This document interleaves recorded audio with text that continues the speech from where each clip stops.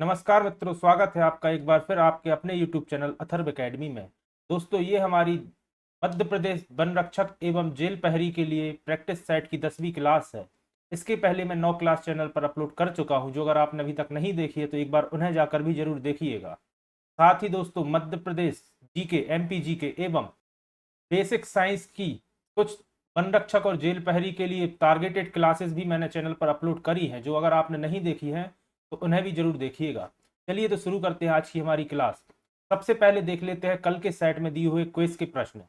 प्रश्न दिया था, the accused space to the जज फॉर मर्सी। तो दोस्तों, अक्यूज्ड यानी कि आरोपी जज से हमेशा अपील करता है, तो ऑप्शन नंबर ए इसका सही जवाब होगा।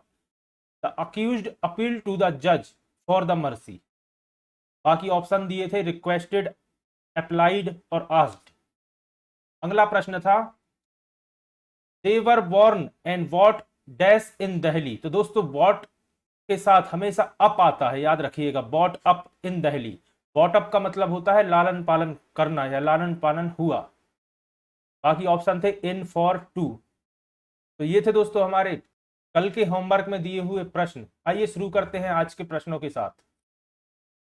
आज का पहला प्रश्न है, मध्य प्रदेश में 2011 की अंतिम जनगणना के अनुसार महिला साक्षरता दर का प्रतिशत क्या है? तो दोस्तों, इसका सही जवाब होगा 59.2%। 2011 की जनगणना के अनुसार मध्य प्रदेश में महिला साक्षरता दर रहा है। आपको कई जगह यह 60% भी देखने को मिल सकता है, लेकिन एग्जैक्ट अगर बोला जाए तो 59.2% था। और अगर पुरुष साक्षरता दर बोली जाए तो याद रखिएगा 78.8% पुरुष साक्षरता दर थी, 78.8%। और ये भी आपको हो सकता है कई जगह 80% लिखा मिल जाए, लेकिन एग्जैक्ट 78.8% है। अगला प्रश्न है, नर्मदा नदी का उद्गम कहां से होता है? तो जैसा कि आप सभी जानते होंगे, नर्मदा नदी का उद्गम अमरकंटक से होता है। अमरकंटक जो कि पुष्पराजगढ़ तहसील के अंतर्गत आता है और अनूपपुर जिले के अंतर्गत आता है, याद रखिएगा। कई बार जिला भी ऑप्शन में आ जाता है, अमरकंटक की जगह हो सकता है अनूपपुर लिखा मिल जाए आपको, या पुष्पराजगढ़ लिखा मिल जाए। साथ ही दोस्तों, अमरकंटक से कुल 3 नदियों का उद्गम होता है, ये भी याद रखिएगा, सोन, जोहिला एवं नर्मदा। अगला प्रश्न है, भारत के राष्ट्रपति पर महाभियोग चलाया जा सकता है किसके द्वारा? ऑप्शन है विशेष रूप से गठित अधिकरण द्वारा, उच्चतम न्यायालय द्वारा, केंद्रीय मंत्रिमंडल द्वारा या संसद द्वारा। तो दोस्तों, राष्ट्रपति के ऊपर महाभियोग संसद द्वारा चलाया जा सकता है। और दोस्तों, इसी से एक संबंधित प्रश्न इस बार के पीएससी के एग्जाम में भी पूछा गया था कि किस अनुच्छेद के द्वारा चलाया जाता है। तो याद रखिएगा, अनुच्छेद 61 में राष्ट्रपति पर महाभियोग के बारे में व्याख्यान है। अगला प्रश्न है, निम्नलिखित में से कौन एक भारत संघ का राज्य था और बाद में पूरा राज्य बन गया? तो दोस्तों, ऑप्शन है झारखंड, छत्तीसगढ़, अरुणाचल प्रदेश या सिक्किम। तो मैं आपको याद दिलाना चाहूंगा, सिक्किम संविधान संशोधन 36वें के तहत वर्ष 1975 में भारत का 22वां राज्य बना, याद रखिएगा। इन तीनों में से कुछ भी क्वेश्चन में पूछा जा सकता है कि कौन सा राज्य बना, तो 22वां। कौन सा संशोधन? तो भारतीय संविधान संशोधन 36 के तहत वर्ष 1975 में सिक्किम एक पूरा राज्य बना, पहले भारत संघ का एक राज्य था, याद रखिएगा। अगला प्रश्न है, निम्न में से एक कानून महिलाओं के पक्ष में है? ऑप्शन, समान परिश्रमिक अधिनियम, नागरिक अधिकार संरक्षण अधिनियम, देह व्यापार निवारण अधिनियम या उपयुक्त में से कोई नहीं। तो दोस्तों, ऑप्शन नंबर सी इसका सही जवाब होगा। देह व्यापार निवारण अधिनियम एक महिलाओं के पक्ष में बनाया गया कानून है। अगला प्रश्न है, भारतीय संविधान का अंतिम व्याख्याता कौन है? तो दोस्तों, सर्वोच्च न्यायालय, सुप्रीम कोर्ट भारतीय संविधान का अंतिम व्याख्याता कहलाता है, याद रखिएगा। और सर्वोच्च न्यायालय को ही भारतीय संविधान का संरक्षक भी कहा जाता है। अगला प्रश्न है, स्थानीय सरकारें आधार हैं? तो दोस्तों, स्थानीय सरकारें लोकतंत्र की आधार होती हैं, याद रखिएगा। ऑप्शन नंबर सी इसका सही जवाब है। अगला प्रश्न है, रिक्त स्थान को भरिए। भारत ने समाज का राष्ट्रवादी रूप लाने के लिए डैश को अपनी आर्थिक प्रणाली के रूप में अपनाया है? तो दोस्तों आर्थिक प्रणाली भारत सरकार मिश्रित अर्थव्यवस्था अपनाती है, याद रखिएगा।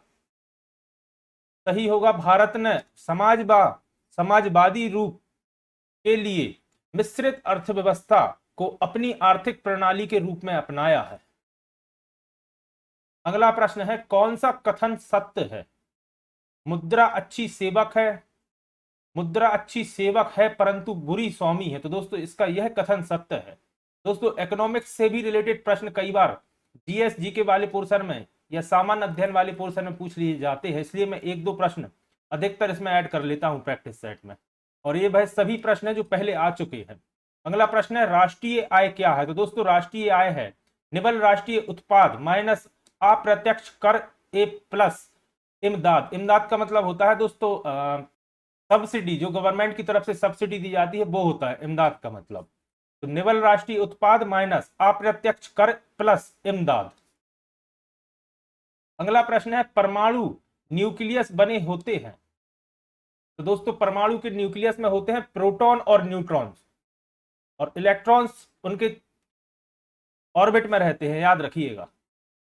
अगला प्रश्न है, निम्न में से कौन सा दर्पण सदा वस्तु की छोटी छवि बनाएगा जो कि उसके सामने रखी जाएगी? तो दोस्तों उत्तल दर्पण, ऑप्शन नंबर बी इसका सही जवाब होगा।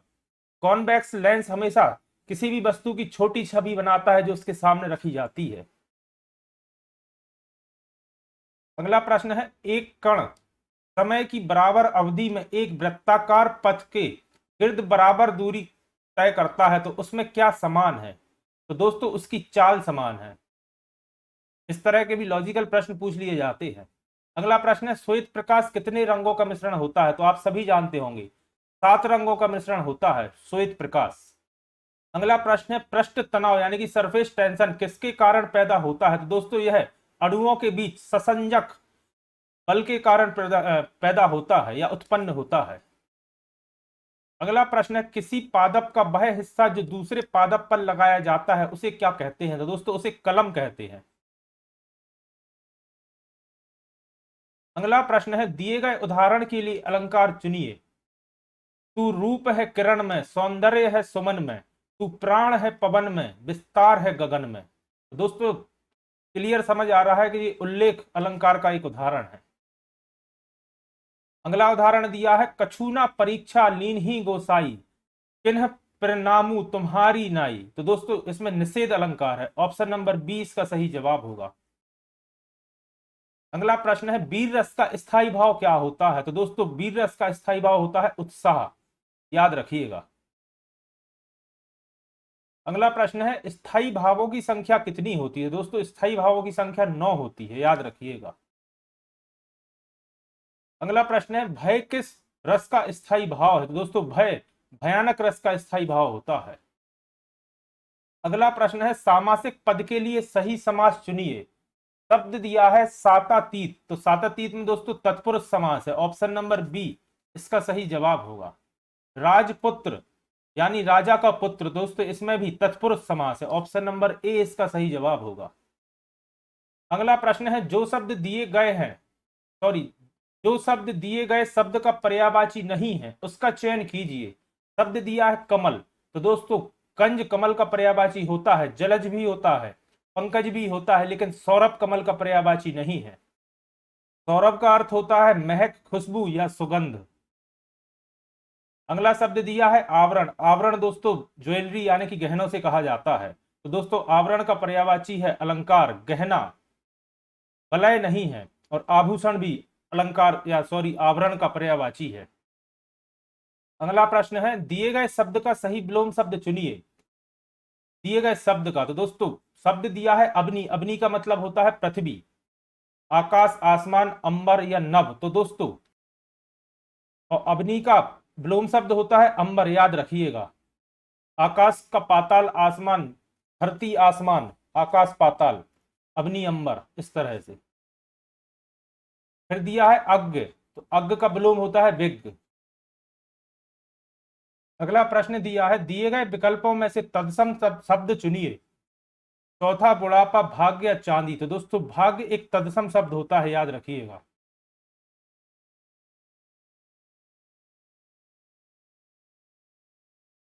अगला प्रश्न दिया है, दिए गए शब्द का सही संधि विच्छेद करिए। पवित्र, दोस्तों पवित्र कई बार आपने पहले एग्जाम में और क्लासेस में देखा होगा। पवित्र का संधि विच्छेद होता है पौधन इत्र। ऑप्शन नंबर सी इसका सही जवाब होगा, पौधन इत्र। पवन, पौधन अन्न, जहां भी पब आता है दोस्तों वहां ओ की मात्रा आ जाती है, याद रखिएगा अगर संधि विच्छेद करते हैं। अगला प्रश्न है, दी गई लोकोक्ति के लिए सही विकल्प चुनिए। कभी नाव गाड़ी पर, कभी गाड़ी नाव पर, तो इसका मतलब होता है हर एक को दूसरे से काम पड़ता है। ऑप्शन नंबर बी इसका सही जवाब होगा। अगला है, आप डूबे तो जग डूबा, यानी कि बुरा आदमी सबको बुरा कहता है। अगला प्रश्न है, प्रत्येक मुहावरे के लिए सही विकल्प चुनिए। मुहावरा है खरा खेल फर्रोखाबादी, इसका मतलब होता है सच्चा काम। फिर दिया है मुहावरा जान के लाले पड़ना, तो आप सभी जानते होंगे, मरने का खतरा उत्पन्न होना, जान के लाले पड़ना मुहावरे का अर्थ होता है। अगला प्रश्न है, मध्य प्रदेश में ओपन यूनिवर्सिटी कहाँ स्थित है? तो दोस्तों भोज मुक्त यूनिवर्सिटी भोपाल में स्थित है, याद रखिएगा। और इसकी स्थापना वर्ष 1991 1991 में की गई थी। अगला प्रश्न है, पचमढ़ी किस नदी पर बसा नगर है? तो पचमढ़ी दोस्तों तबा नदी पर बसा हुआ है, याद रखिएगा। अगला प्रश्न है, चचई जलप्रपात किस जिले में स्थित है? तो दोस्तों यह रीवा जिले में स्थित है और बीहड़ नदी पर स्थित है, याद रखिएगा। मध्य प्रदेश के कुछ मुख्य जलप्रपात दोस्तों रीवा में ही स्थित हैं, जैसे कि चचई, पूर्वा, बहुटी जलप्रपात, जो कि मध्य प्रदेश का सबसे ऊंचा जलप्रपात है। अगर हाइट पूछी जाए इसकी तो 198 मीटर, 198 मीटर है। और बहुटी जलप्रपात दोस्तों सोलार नदी पर स्थित है, सॉरी सेलर नदी पर स्थित है। और सेलर नदी दोस्तों तमसा नदी या टॉन्स नदी की सहायक नदी है, यह भी याद रखिएगा। अगला प्रश्न है, मध्य प्रदेश का कौन सा क्षेत्र सफेद शेरों के लिए प्रसिद्ध है? दोस्तों ये ऑप्शन आपको चेंज देखने को मिलेंगे और इस तरह के ही ऑप्शन आजकल एग्जाम में दिए जा रहे हैं। तो बघेलखंड सफेद शेरों के लिए प्रसिद्ध है। अधिकतर यहाँ पे जिलों के नाम रखे जाते थे, तो दोस्तों याद रखिएगा रीवा जिला सफेद शेरों की भूमि कहा जाता है। और आपको ऑप्शन में या रीवा देखने को मिल सकता है या बघेलखंड, तो दोनों के याद रखिएगा। अगला प्रश्न है, पंचायती राज की सबसे छोटी इकाई को क्या कहते हैं? तो दोस्तों ग्राम पंचायत कहते हैं। ग्राम पंचायत गठित करने के लिए कम से कम 1000 की जनसंख्या होना चाहिए, याद रखिएगा।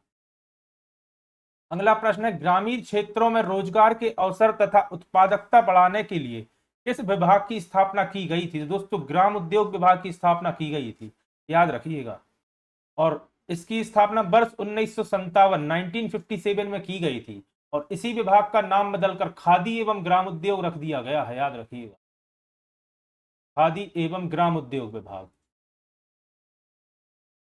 तो दोस्तों ये थी आज की हमारी क्लास, आशा करता हूं आपके लिए पसंद आई होगी। अगर आप चैनल पर नए हैं और अभी तक आपने चैनल को सब्सक्राइब नहीं किया है तो चैनल को सब्सक्राइब करें। अगर आज की वीडियो आपको पसंद आई है तो वीडियो को लाइक करें और ज़्यादा से ज़्यादा लोगों तक शेयर करें।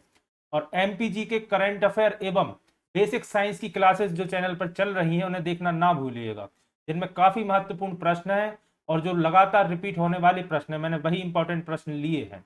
धन्यवाद दोस्तों।